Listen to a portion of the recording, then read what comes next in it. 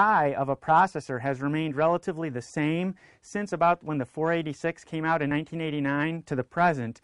The actual individual size of the processor chip within the chip has remained the same, but the number of components has gone up tremendously. The 486 had 1 million transistors on it. Today we have processors approaching 1 billion transistors.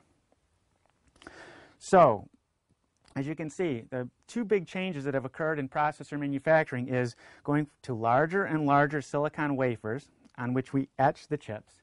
And then each die, while the die has remained relatively the same size over the years, more and more components are being crammed into them.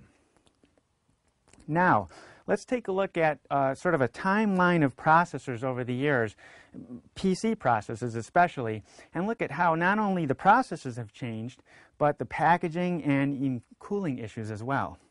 I have assembled here nearly 40 years worth of processor history. I thought we could take a look at this. Now, in 1971, the very first processor that was introduced by Intel was called the 4004, and I have an example of that right here.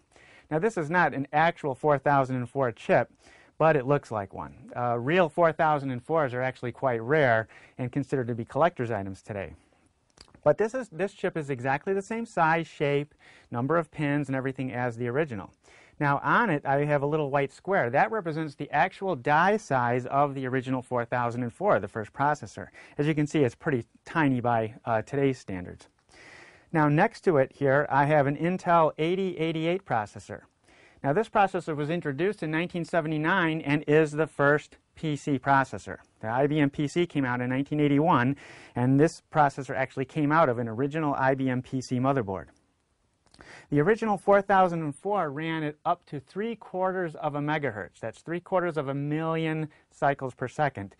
The original PC ran at just under 5 megahertz. Technically, it was 4.77 million cycles per second.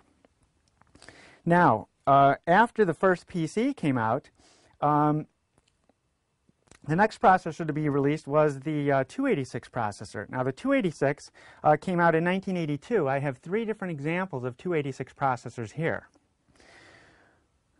They are noted by, they're just a different physical configuration. This first one, this uses pins that plug into a socket. This is a different design which uses pins around the edge of the chip. And then this one was one where they had no pins. The pins were actually in the socket on the motherboard, and there were just LANs around the chip. Now, what's interesting is that just in the last few years, this type of packaging has returned, and most of Intel's processors now use this LAN grid array, they call it. So at this point, processing speeds went up to about 10 to 20 megahertz.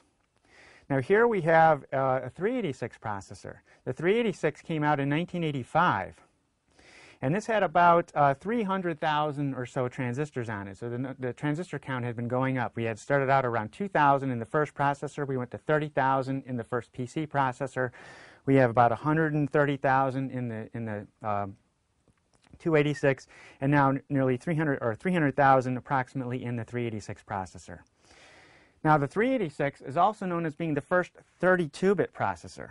What's interesting is that even though that chip came out in 1985, we didn't really have 32-bit operating systems until a decade later, when Windows 95 came out. So sometimes the processor technology is ahead of the software that actually supports it. Next, we have an Intel 486 processor.